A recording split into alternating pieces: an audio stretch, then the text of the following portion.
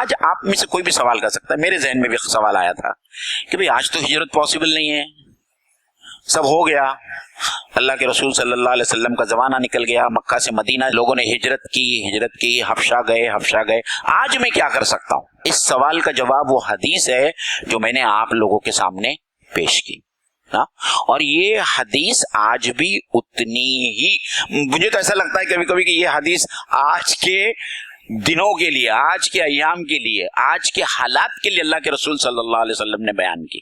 کیا کہا؟ مہاجر وہ ہے من حجرا، جس نے ہجرت کی، من الخطایا والذنوب۔ مہاجر حقیقی معنوں میں وہ ہے جس نے اللہ کی خاطر اپنے تمام گناہوں کو اور خطاؤں کو کیا کر دیا؟ چھوڑ دیا۔ الحمدللہ نحمده ونستعینه ونستغفره ونؤمن به ونتوکل علیہ ونعوذ باللہ من شرور انفسنا ومن سیئات اعمالنا من يهده الله فلا مضل له ومن يضلله فلا هادي له واشهد ان لا اله الا الله وحده لا شريك له واشهد ان محمدا عبده ورسوله اما بعد۔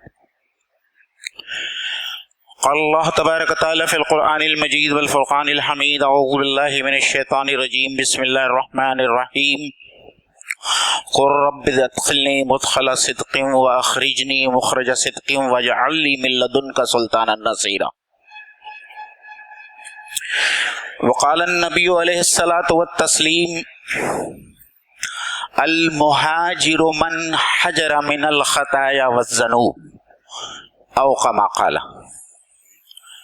رب اشرح لي صدري ويسر لي امري واحلل عقدة من لساني يفقهوا قولي رب زدنی علما۔ السلام علیکم ورحمۃ اللہ وبرکاتہ۔ عزیز مصلیان اکرام اور آج کی جمعہ میں موجود تمام مائیں اور بہنیں،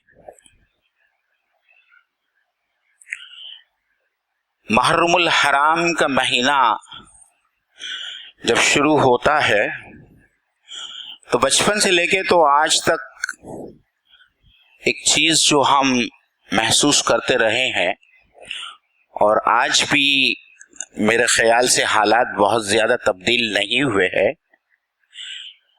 دو واقعات ہیں جس کے اوپر سب سے زیادہ فوکس کیا جاتا ہے، جس کے اوپر سب سے زیادہ ڈسکشن ہوتا ہے، اور خطیب حضرات بھی اسی پر بات کرتے ہیں۔ ایک تو حضرت حسین رضی اللہ تعالی عنہ کی مظلومانہ شہادت اپنے پورے خانوادے کے ساتھ میں کربلا کے میدان میں، اور دوسرا سبجیکٹ یا عنوان جو ہوتا ہے وہ عاشورے کی فضیلت سے متعلق ہوتا ہے۔ میں چاہتا ہوں کہ یہ دو پہلو جس کے اوپر اکثر اور بیشتر ہم لوگ سنتے رہے ہیں، اس کے علاوہ کچھ ایسے اہم پہلو ہے جو ہماری نظروں سے اوجھل ہے یا اس کے اوپر زیادہ بات نہیں کی جاتی، اور آج انشاءاللہ تعالی کوشش یہی ہوگی کہ ان دو تین پہلوؤں کے پر میں آپ سے بات کروں۔ سب سے پہلی بات تو یہ ہے کہ محرم کے مہینے کے ساتھ میں ایک نئے اسلامی سال کی شروعات ہوتی ہے۔ ہجری کیلنڈر میں جو سال شروع ہوتا ہے محرم سے، وہ ایک نیا سال ہوتا ہے، اور مجھے یہ کہنے میں بالکل بھی تردد نہیں ہے، جو لوگ یہاں بیٹھے ہیں اور جو لوگ ہمارا خطبہ سنیں گے، مجھے پتا نہیں اس میں سے کتنے لوگوں کو معلوم ہوگا کہ یہ نیا ہجری سال کون سا ہے۔ ہم میں سے ہر کسی کو معلوم ہے کہ ہم 2022 میں جی رہے ہیں، عیسوی کیلنڈر کا 2022واں سال چل رہا ہے، لیکن ہر کوئی اپنے دل میں اس سوال کا جواب تلاش کرے کہ مجھے معلوم ہے کہ کون سا ہجری کیلنڈر چل رہا ہے یا کون سا ہجری سال چل رہا ہے۔ تو جن کو معلوم نہیں ہے ان کو بتا دوں کہ یہ محرم کے ساتھ میں الحمدللہ 1444 1444واں سال ہجری سال شروع ہوا ہے، اور اس کی ایک آسان معنی یہ بھی ہے کہ اللہ کے رسول صلی اللہ علیہ وسلم کو ہجرت کر کے 1444 سال جو ہے گزر گئے، یہ بات بھی آپ سمجھ۔ تو ہجرت بذات خود ایک بہت بڑا عنوان ہے، یہ ایک فلسفہ ہے، لیکن اس کے ساتھ میں اسی مہینے میں آپ کو یہ بتاتا چلوں کہ ایک ایسی عظیم الشان شخصیت کی شہادت ہوئی ہے یکم محرم کے دن، عین حالت نماز میں، فجر کی نماز میں خلیفہ دوم حضرت عمر فاروق رضی اللہ تعالی عنہ کو فجر کی نماز میں فیروز لولو نام کے ایک شخص نے حالت نماز میں شہید کیا۔ اب حضرت عمر سے متعلق میں چاہتا ہوں کہ ہم ایک الگ سے ایک نشست میں حضرت عمر رضی اللہ تعالیٰ عنہ کے پوری زندگی اور ان کے جو کارنامہ ہیں، میں اس کے لیے ایک خطبہ کم ہے، وہ انشاءاللہ تعالیٰ اس کو ہم کور کریں گے، لیکن میں اب آپ کو جو جس ٹاپک پر میں زیادہ بحث کرنا چاہتا ہوں وہ اسلام میں ہجرت کا کنسپٹ، ہجرت کا مقام، اس عنوان سے میں آپ کے سامنے کچھ باتیں رکھنا چاہتا ہوں۔ سب سے پہلے تو ہم یہ سمجھ لیں کہ ہجرت جو ہے یا جو نیا سال شروع ہوتا ہے تو عام طور پر ہمارے نوجوان جو رہتے ہیں جب دسمبر کی 30 یا 31 تاریخ آتے ہیں تو بہت زور و شور کے ساتھ میں جو ہے وہ نئے سال کا خیر مقدم کرتے ہیں، استقبال کرتے ہیں۔ وہ کیا کرتے ہیں اور کیا نہیں کرتے ہیں اس پر بیان کرنے کی کوئی ضرورت نہیں، ہم سب جانتے ہیں کہ ہمارے نوجوان 31 دسمبر کو کہاں کہاں جاتے ہیں اور کیا کیا کرتے ہیں، لیکن ایک مغرب زدہ ذہنیت کی فکر اور ایک ایمان والے کی فکر میں فرق ہونا چاہیے۔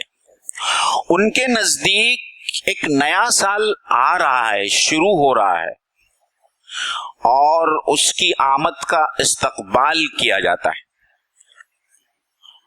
اور یہی وجہ ہے کہ سالگرہ کے کیک ویک بھی کاٹے جاتے ہیں جو لوگ سالگرہ مناتے ہیں۔ لیکن ایک مومن کے نزدیک ایک سال جو گزر گیا وہ اپنے مالک سے ملنے کے لیے ایک سال آگے بڑھ گیا، یعنی اس کی اللہ تعالی سے ملاقات کا وقت اور زیادہ کیا ہو گیا، قریب ہو گیا۔ اس کے ذہن میں تو صرف ایک ہی آیت ہے جو گھومتے رہتی ہے، اگر گھومتی نہیں ہے تو گھومنا چاہیے، یا ایھا الانسان انک قادح الی ربک قدحا فملاقی۔ اے انسان، خالی مسلمانوں سے نہیں اللہ نے کہا ہے، اللہ تعالیٰ نے تمام انسانوں سے کہا ہے کہ اے انسان ہر پل تو مجھ سے ملنے کے لیے کشا میری طرف کیا ہو رہا ہے، بڑھتا ہوا جا رہا ہے۔ تو آج ہم یہاں بیٹھ کر اپنی زندگیوں کا جائزہ لے کہ اگر اسی وقت میری موت ہوتی ہے تو کیا میں اپنے رب کی بارگاہ میں، رب کی عدالت میں کھڑے رہ کر اس کو فیس کرنے کے قابل ہوں یا نہیں ہوں؟ یہ ہر آدمی، میں بھی سوچتا ہوں یہ احتساب ہر آدمی کو کرنا ہے، اور ہم میں سے کوئی نہیں جانتا کہ ہم کتنا زندہ رہنے والے۔ اگر اس وقت میری موت ہو گئی کیا میں اپنے اللہ کو فیس کر سکتا ہوں؟ میں اپنے رب العالمین کو فیس کر سکتا ہوں؟ یہ سوال ہر آدمی کو کرنا چاہیے اور اس کا جواب اسی کے پاس میں ہے نا. میں ان کا جواب نہیں دے سکتا, میں مشل بھائی کا جواب نہیں دے سکتا, میں صلاح الدین بھائی کا جواب نہیں دے سکتا. ہر آدمی کو اس سوال کا جواب خود کو طے کرنا ہے. جس طریقے سے 31 دسمبر کو عام طور پر جو نوجوان بچے ہیں, جو کالج گوئنگ ہے, کارپوریٹ لائف میں کام کرتے ہیں, ان کے نزدیک نیو ایئر ریزولوشن جو ہوتا ہے وہ بہت ضروری ہوتا ہے. نیو ایئر ریزولوشن کے نام سے انسان ایک لمبی لسٹ تیار کرتا ہے کہ پچھلے سال جو ہو گیا سو ہو گیا, اس سال میں یہ کروں گا, یہ کروں گا, یہ کروں گا, یہ کروں گا, یہ نہیں کروں گا, یہ نہیں کروں گا, یہ نہیں کروں گا, یہ نہیں کروں گا. اس میں سے کتنے ریزولوشن کو واقعی میں اس کی پاسداری کر پاتا ہے اور کتنے ریزولوشن کی پاسداری نہیں کر پاتا, یہ الگ بات ہے, لیکن ریزولوشن بناتا ہے. تو میں آج چاہتا ہوں کہ اہل ایمان یہ جو نیا ہجری سال شروع ہوا ہے, اپنے لیے کچھ ریزولوشنز بنائے کہ مجھے جو سال میرا گزر گیا سو گزر گیا, یاد ماضی عذاب ہے یا رب, چھین لے کوئی مجھ سے حافظہ میرا. لیکن آج جو نیا سال آیا ہے, اللہ تعالیٰ نے مجھے اور مہلت دی ہے, اس میں مجھے کیا کرنا ہے.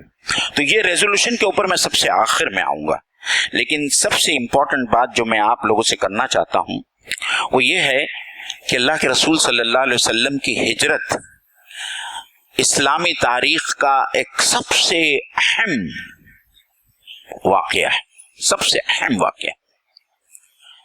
آپ کو میں یہ بھی بتاتا چلوں کہ یہ 12 مہینے تو پہلے سے چلے آ رہے ہیں, یہ نئے نہیں ہیں. محرم, صفر, یہ سب جو مہینے ہیں ذی الحج تک, یہ سب پہلے سے چلے آ رہے ہیں. قرآن مجید میں ان 12 مہینوں کا ذکر ہے کہ اللہ کے نزدیک جو ہے 12 مہینوں کا سال بنتا ہے. لیکن اللہ کے رسول صلی اللہ علیہ وسلم کی بعثت, آپ کی وفات, حضرت ابو بکر صدیق کی 2.5 سال کی خلافت, اس تک اسلامی کیلنڈر موجود نہیں تھا. جب حضرت عمر رضی اللہ تعالیٰ عنہ کے زمانے میں جب اسلامی حکومت بہت بڑھ گئی, مطلب اس میں خراسان اور یہ مڈل ایسٹ اور ایران اور افغانستان اور اس طرف سینٹرل کوچک اور ایشیا اور یہ تمام علاقے سب شامل ہو گئے, تو جب گورنمنٹ کی طرف سے کوئی سرکولر روانہ کرنا ہوتا تھا تو ہم کیا لکھیں؟ یکم رمضان تو اس سال بھی آئے گا, اگلے سال بھی آئے گا, اس کے پچھلے سال بھی آئے گا. اور اس زمانے میں جب کیلنڈر نہ ہونے کی شکل میں لوگ سالوں کو اس سال کے اہم ترین واقعے سے یاد کرتے تھے. جیسے اللہ کے رسول صلی اللہ علیہ وسلم کی پیدائش عام الفیل میں ہوئی. کیسے یاد رکھتے تھے لوگ کہ آپ صلی اللہ علیہ وسلم کی پیدائش اس سال ہوئی جس سال ابرہہ نے, ہاتھی والوں نے مکہ پر چڑھائی کی. ٹھیک ہے, ہم کو عیسوی سال معلوم ہے 570 اپریل میں اللہ کے رسول صلی اللہ علیہ وسلم کی پیدائش ہوئی, لیکن اس وقت تک اسلامی سال موجود نہیں تھا, اسلامی کیلنڈر موجود نہیں تھا. تو حضرت عمر رضی اللہ تعالیٰ عنہ, ان کی ثوابدید آپ دیکھیے, اور انشاءاللہ اگلی محفل میں ہم حضرت عمر, اور جو لوگ ابھی پڑھنا چاہتے ہیں وہ شبلی نعمانی کی الفاروق پڑھ لیں. ان کی پوری جو ہے الحمدللہ پوری زندگی کے اوپر جو ہے بہت ہی زبردست کتاب ہے الفاروق. آپ لوگ جو لوگ شوق رکھتے ہیں پڑھنے کا وہ اس کو ضرور پڑھیں. تو عمر فاروق رضی اللہ تعالیٰ نے اپنے صحابہ کو جمع کیا اور کہا کہ ہم کو ایک ایسا واقعہ طے کرنا ہے کہ جس واقعے سے ہم اپنا اسلامی سال شروع کریں. تو صحابہ نے بہت سارے مشورے دیے. کسی نے یہ کہا کہ جس طریقے سے کرسچن ایئر شروع ہوتا ہے, کرسچن ایئر کی بنیاد کس پہ پڑی؟ حضرت عیسیٰ علیہ السلام کی پیدائش پہ پڑی. ٹھیک ہے, اس سے جو ہے پہلے بیفور کرائسٹ لکھا جاتا تھا اور اس کے بعد سے جو ہے وہ سی ای لکھا جاتا ہے, آفٹر کرائسٹ لکھا جاتا ہے, یا کرسچن ایرا لکھا جاتا ہے. تو کسی نے یہ کہا کہ اللہ کے رسول صلی اللہ علیہ وسلم کی ولادت کے سال کو ہی جو ہے ہم اسلامی کیلنڈر کی شروعات کریں اس سے. کسی نے یہ کہا کہ اسلامی تاریخ میں سب سے تاریخ ساز کوئی واقعہ ہوا ہے تو وہ ہے فتح مکہ. जो 8 नबवी में हुआ, तो सहाबा ने कहा कि हम इस्लामी तारीख का पहला साल करार देते हैं। लेकिन हजरत उमर की सवाबदीद थी। हजरत उमर ने कहा कि इस्लामी तारीख में ऐसा कोई तारीख साज वाकया नहीं है जो हिजरत से बढ़कर। तो हजरत उमर ने अल्लाह के रसूल सल्लल्लाहु अलैहि वसल्लम की हिजरत को इस्लामी कैलेंडर का पहला साल करार दिया। इसीलिए मैंने आपसे शुरू में कहा कि उस लिहाज से अल्लाह के रसूल सल्लल्लाहु अलैहि वसल्लम की हिजरत को आज 1444 साल हो गए। अब सवाल ये आता है कि ये हिजरत जो है, ये इतनी फजीलत वाली बात इस हिजरत के अंदर क्या है? आप आज के जमाने को उस जमाने के बराबर न तोलिए जिस जमाने में मक्का से मदीना ऊंट के ऊपर 8 दिन का सफर दरकार होता था, और आज जिस आसानी से हम सफर कर लेते हैं यहां से दुनिया के दूर दराज मुकाम तक घंटों में, उस तरीके का सफर नामुमकिन था। और ये हिजरत तो उसके ऊपर की कोई चीज थी कि एक शख्स को, अब हम अल्लाह के रसूल सल्लल्लाहु अलैहि वसल्लम की ही जाते गिरामी को ले, तो अपने घर बार को, अपने बीवी, बच्चे, रिश्तेदार और जो कुछ भी था, अपने सहाबा, उन सब को छोड़कर मक्के से मदीना आना था। और इस हालत में आना था कि आपके पीछे कत्ल करने के लिए और आपको शहीद करने के लिए लोग चारों तरफ से निकल पड़े थे, क्योंकि आपकी मौत के ऊपर 100 ऊंटों की इनाम का ऐलान हो चुका था जिस वक्त आप हिजरत के लिए निकले। तो हिजरत नाम है ईसार और कुर्बानी का। दीन के लिए, दीन की खातिर हिजरत करने का ईसार और कुर्बानी का नाम है। हिजरत नाम है अपने जो कुछ भी आप प्लान कर रहे हैं, जो कुछ भी आप काम करने वाले हैं, उस काम के लिए मंसूबा तैयार करने का। अल्लाह के रसूल सल्लल्लाहु अलैहि वसल्लम ने बहुत पहले हिजरत करने का मंसूबा बनाया, और हिजरत नाम है राजदारी का। आप सल्लल्लाहु अलैहि वसल्लम ने अपने हिजरत से मुताल्लिक किसी से कुछ बात नहीं की थी, सिवाय हजरत अबू बकर सिद्दीक रदी अल्लाह ताला अन्हु से बात की थी। और दूसरी बात जो अहम है और जो बहुत अहम है वो ये है कि जब एक नबी किसी जगह से हुज्जत तमाम करने के बाद हिजरत करता है तो उसके लिए अल्लाह का इज़्न और अल्लाह की मर्जी और अल्लाह की इजाजत क्या होती है? जरूरी होती है। जो ये मैंने आयत पढ़ा आपके सामने बनी इसराइल की, ये आयत में न सिर्फ ये कि अल्लाह के रसूल सल्लल्लाहु अलैहि वसल्लम को इजाजत दी गई, बल्कि हिजरत के लिए एक दुआ सिखाई गई। अगर आप इस दुआ को, अगर आप इसको एनालाइज करेंगे ना, तो ये दुआ के एनालिसिस में आधा घंटा गुजर जाएगा, कि जिसमें दाखिल होने की बात पहले की गई है, निकलने की बात बाद में की गई, और ना जाने कैसे कैसे इसके अंदर इल्मी नुकात जो है खाली इस एक आयत के अंदर है। और रब्बे अदखिलनी मुदखला सिद्दीक़ में, मैं उसमें नहीं जाना चाहता। और हमको हजरत यूनुस अलैहिस्सलाम का भी वाकया मालूम है कि किस तरीके से अल्लाह ने हजरत यूनुस अलैहिस्सलाम पर गिरफ्त की, क्योंकि उन्होंने अल्लाह की इजाजत के बगैर अपना मुकामे दावत जो है छोड़ दिया। ठीक है, तो अल्लाह के रसूल सल्लल्लाहु अलैहि वसल्लम ने ऐसे मौके पर जो है वो हिजरत की है। और इसीलिए अल्लाह ताला के नजदीक हिजरत करना बहुत ही अफजल तरीन, यानी कुरान मजीद में अल्लाह ताला ने बाकायदा इन दोनों जमातों की तकसीम की है। और अल्लाह ताला ने कहा कि फतेह मक्का से हिजरत करने वालों का मुकाम कुछ और है, और फतेह मक्का के बाद हिजरत करने वालों की फजीलत कुछ और है, वो उनके मुकाम को नहीं पा सकते। और फिर सूरे आल इमरान में जो अल्लाह ताला ने जो आयत नाज़िल की है कि फल्लज़ीना हाजरू وَأُخْرِجُوا مِن دِيَارِهِمْ وَأُوذُوا فِي سَبِيلِي وَقَاتَلُوا وَقُتِلُوا لَأُكَفِّرَنَّ عَنْهُمْ سَيِّئَاتِهِمْ وَلَأُدْخِلَنَّهُمْ جَنَّاتٍ تَجْرِي. یہ اتنی بڑی بشارت ہے اللہ تعالیٰ کی طرف سے کہ جو لوگ میرے راستے میں نکلے، جن لوگوں کو میرے راستے میں اذیت دی گئی، جن لوگوں نے میرے راستے میں جنگ کی، اور جن لوگوں کو میرے راستے میں شہید کیا گیا، میرے راستے میں فی سبیلی، یہاں سے ہجرت کرنے والے سعودی عربیہ بہت لوگ ہوتے ہیں، بہت لوگ ہجرت کرتے ہیں. کائے کے لیے کرتے ہیں؟ پاپی پیٹ کے لیے. ٹھیک ہے، میرے راستے میں اللہ تعالیٰ نے کہا، وہ جو عربی زبان میں جو اللہ تعالیٰ نے جو الفاظ اور جو اسلوب ہے وہ صرف عربی داں جان سکتے کہ میں ضرور ضرور ان کی تمام گناہوں کو معاف کر دوں گا، میں ضرور ضرور ان کو جنتوں میں داخل کر دوں گا. اور آخر میں اللہ تعالیٰ نے کہا کہ ثوابا من عند اللہ، اللہ کی طرف سے یہ اجر ہے. اور اللہ تعالیٰ کہتا ہے کہ اللہ تعالیٰ سے بہتر اجر، ریٹرن آن انویسٹمنٹ دینے والا اور کون سی ذات ہو سکتی ہے؟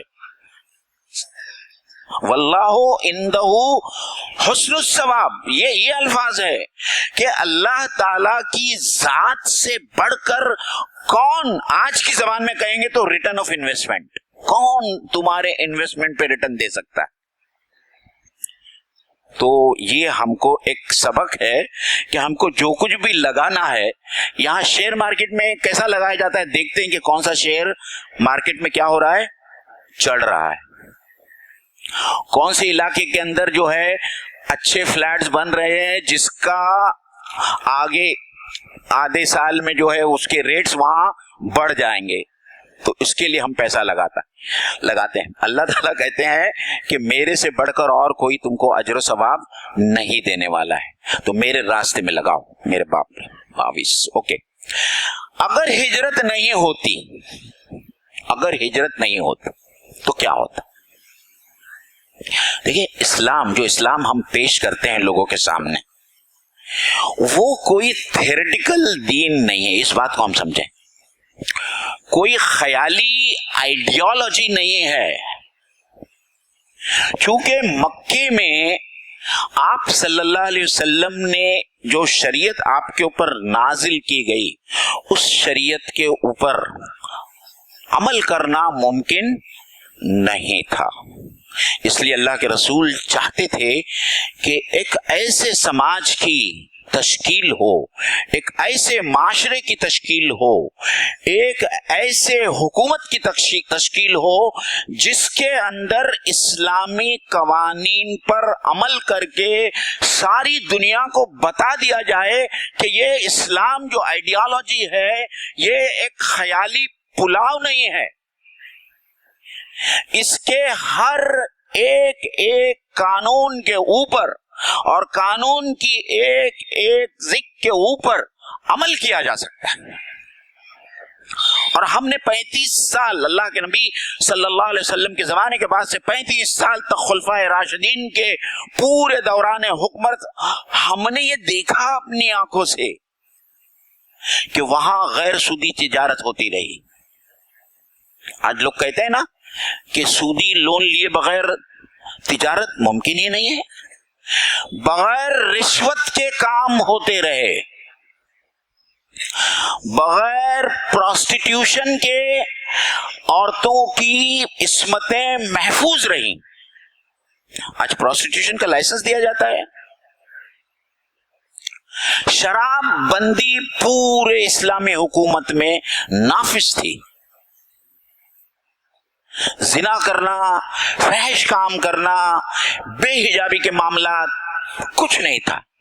ایک ایسا معاشرہ اسلام نے تشکیل ان پریکٹس لوگوں کے سامنے لا کے کھڑا کر دیا جو سکون اور امن کا گہوارہ تھا کہ ایک عورت سونے کے زیورات سے لدی پھنسی نکلتی تھی ایک جگہ سے اور ہزاروں کلومیٹر کا سفر کرتی تھی، اس کو اللہ کے سوا کسی اور آدمی، کسی اور شخص کا یا کوئی اور خطرہ نہیں ہوتا تھا یا ڈر نہیں ہوتا تھا کہ وہ لوٹ لی جائے گی۔ اور لوگوں کی خوشحالی کا یہ حال تھا کہ بیت المال کے دروازے بند کر دیے گئے تھے کہ اب بیت المال میں زکوٰۃ حاصل کرنے کے لیے یا رکھنے کے لیے جگہ نہیں ہے۔ اگر ہجرت نہیں ہوتی، یہ اسلامی معاشرہ اگر وجود میں نہیں آتا تو یہ اسلام صرف پیپر پر رہ جاتا، یہ صرف قرآن کے صفحات میں اور اللہ کے رسول صلی اللہ علیہ وسلم کی سیرت کی کتابوں میں رہ جاتا، اور لوگ کہہ سکتے تھے کہ یہ جو مذہب ہے، یہ جو دین ہے، اس کے اوپر عمل نہیں کیا جا سکتا۔ اللہ کے رسول قربان جائیں ہم ان پر اور صحابہ پر اور خلفائے راشدین پر کہ انہوں نے ان تمام چیزوں کو عملی طور پر نافذ کر کے دنیا کے سامنے یہ پیغام دیا کہ دین اسلام پر آج بھی عمل کیا جا سکتا ہے اور قیامت تک عمل کیا جا سکتا ہے۔ اس کے لیے چاہیے وہ ایمان جو آج ہم میں نہیں ہے۔ عزیزان محترم، ختم کرنے سے پہلے میں نے جو بات آپ کے سامنے سب سے پہلے رکھی تھی اور وہ رکھی تھی کہ اللہ کے رب، آج آپ میں سے کوئی بھی سوال کر سکتا ہے، میرے ذہن میں بھی سوال آیا تھا کہ بھئی آج تو ہجرت پاسبل نہیں ہے، سب ہو گیا، اللہ کے رسول صلی اللہ علیہ وسلم کا زمانہ نکل گیا، مکہ سے مدینہ لوگوں نے ہجرت کی، حبشہ گئے، آج میں کیا کر سکتا ہوں؟ تو اس سوال کا جواب وہ حدیث ہے جو میں نے آپ لوگوں کے سامنے پیش کی، اور یہ حدیث آج بھی اتنی ہی، مجھے تو ایسا لگتا ہے کبھی کبھی کہ یہ حدیث آج کے دنوں کے لیے، آج کے ایام کے لیے، آج کے حالات کے لیے اللہ کے رسول صلی اللہ علیہ وسلم نے بیان کی۔ کیا کہا؟ مہاجر وہ ہے من حجرا، جس نے ہجرت کی، جس نے ترک کیا، جس نے چھوڑا۔ ہجرت کی معنی ہوتی ہے چھوڑنا۔ من حجرا من الخطایا والذنوب، مہاجر حقیقی معنوں میں وہ ہے جس نے اللہ کی خاطر اپنے تمام گناہوں کو اور خطاؤں کو کیا کر دیا؟ چھوڑ دیا۔ آئیے آپ سب یہاں جو بیٹھے ہیں، اوپر جو بیٹھے ہیں، جو میری تقریر سننے والے ہیں، نیو ایئر ریزولوشن آپ نے بہت سارے بنائے ہوں گے، میں سگریٹ نہیں پیوں گا، میں بیئر بار میں نہیں جاؤں گا، میں یہ نہیں کروں گا، میں صبح اٹھوں گا، میں اپنے آفس میں کبھی لیٹ مارک نہیں ہوگا میرا۔ ہم میں سے کتنے لوگ ہیں جو اللہ کے رسول صلی اللہ علیہ وسلم کی اس حدیث پر عمل کرنا چاہتے ہیں کہ میں مہاجر کا درجہ حاصل کرنا چاہتا ہوں؟ یہ بہت بڑا درجہ ہے، میں مہاجر کا درجہ حاصل کرنا چاہتا ہوں۔ میرے رسول نے کہا کہ مہاجر وہ ہے جو اپنے خطاؤں سے، اپنے گناہوں کو ترک کر دے، وہ جو ہے اللہ کے نزدیک اس کا شمار مہاجرین میں ہوگا۔ تو ہم میں سے کتنے لوگ ہیں جو مہاجر بننا چاہتے ہیں؟ نبوی دور گزر گیا، خلافت راشدہ کا دور گزر گیا، لیکن آج بھی ہم کو مہاجر بننے کا موقع اللہ کے رسول صلی اللہ علیہ وسلم نے دیا ہے کہ ہم آج بھی مہاجر بن سکتے ہیں۔ پہلا کام جو میرے ذہن میں جب رات میں نوٹس لکھنے کے لیے بیٹھا تو ایک بات جو میرے ذہن میں آئی، اور وہ بہت اہم بات، ہم میں سے بیشتر، میں تو دوسرے لوگوں کی بات نہیں کر رہا ہوں، جو لوگ ایمان کے دائرے میں شامل ہی نہیں ہیں، میں ان کی بات ہی نہیں کر رہا ہوں، جو لوگ ایمان والے ہیں ان کی زندگی کتنی بے مقصد گزر رہی ہے، کتنی بے مقصد زندگی گزر رہی ہے۔ ان کے نزدیک صرف کھانا پینا، عیش کرنا، بچے پیدا کرنا اور مر جانا، بس یہی مقصد ہے۔ ایک مقصد جو جانوروں سے زیادہ گیا گزرا ہے، یعنی مقصد ہی نہیں ہے کوئی. جانور تو اپنے مقصد کے لیے، خاص مقصد کے لیے اللہ تعالیٰ نے پیدا کیے، اور اللہ تعالیٰ نے جس مقصد کے لیے ان کو پیدا کیا وہ اپنا مقصد پورا کر دیتے ہیں. بکری اس لیے پیدا کی کہ بکری ذبح کی جائے اور ہم کھائیں. مچھلیاں اسی لیے پیدا کی کہ مچھلیاں ہم پکڑیں اور کھائیں. سورج اسی لیے پیدا کیا گیا کہ ہم کو روشنی دے اور ہم کو توانائی دے. تو انسانوں کے علاوہ جو جتنی مخلوقات ہے وہ اپنا مقصد کو پورا کر رہی ہے، لیکن انسان بحیثیت انسان اور مسلمان بحیثیت نبی اکرم صلی اللہ علیہ وسلم کی امت، جن کو ایک خاص مقصد کے لیے اللہ تعالیٰ نے پیدا کیا، کیا ہم اس مقصد کو پورا کر رہے ہیں؟ یہ سوال ہے میرا آپ پر. اللہ نے تو کہا کہ وما خلقت الجن والانس الا لیعبدون، میں نے تمام انسانوں کو میری عبادت کے لیے پیدا کیا ہوں. کیا ہماری زندگی عبادت سے سجی ہوئی ہے؟ عبادت یعنی نماز نہیں، صرف عبادت یعنی پوری زندگی عبادت، ہر پل عبادت. زندگی آمد برائے بندگی، زندگی بے بندگی شرمندگی، جو کہہ کے گئے مولانا رومی. تو پہلے ہم کو یہ ڈیسائیڈ کرنا ہے ہم سب کو کہ کیا جس کے بارے میں اللہ تعالیٰ نے کہا کہ جن کی آنکھیں ہیں لیکن دیکھتے نہیں، جن کے کان ہیں لیکن سنتے نہیں، جن کے دل ہیں لیکن سوچتے نہیں، یہ جانوروں کی زندگی گزار رہے ہیں. بلکہ اللہ تعالیٰ آگے کہتے ہیں بل ہم اضل، یہ تو جانوروں سے بدتر زندگی گزار رہے ہیں. تو ہم میں سے ہر کسی کو آج یہ ڈیسائیڈ کرنا ہوگا کہ بھئی ہم کو ایک با مقصد زندگی گزارنا ہے یا بے مقصد زندگی گزارنا ہے، اور اللہ کے سامنے حاضر ہو کر جواب دینا ہے کہ ہم کھائے پیے، ہمارے جتنے کام تھے وہ میں اور میری فیملی، میرے ناف کے اوپر کا حصہ اور میرے ناف کے نیچے کا حصہ، بس میری تمام تگ و دو جو ہے پوری زندگی کی یہاں تک محدود رہ گئی، اس کے علاوہ میں نے کچھ نہیں کیا. دوسرا، اگر بہت سارے لوگ ہیں جو آج بھی جو ہے برے لوگوں کی صحبت میں رہتے ہیں، ان کے ساتھ رہنے والے سگریٹ پیتے ہیں، چرسی ہے اور شرابی ہے، زانی ہے، نمازوں کا اہتمام نہیں ہے، آپ کی ہجرت کیا ہوگی؟ ایسی صحبت کو چھوڑ کر اللہ کی خاطر نیک لوگوں کی صحبت اختیار کرے. یہ بھی ہجرت ہے کہ آپ لوگوں نے برے لوگوں کی صحبت چھوڑ کر نیک لوگوں کی صحبت اختیار کی.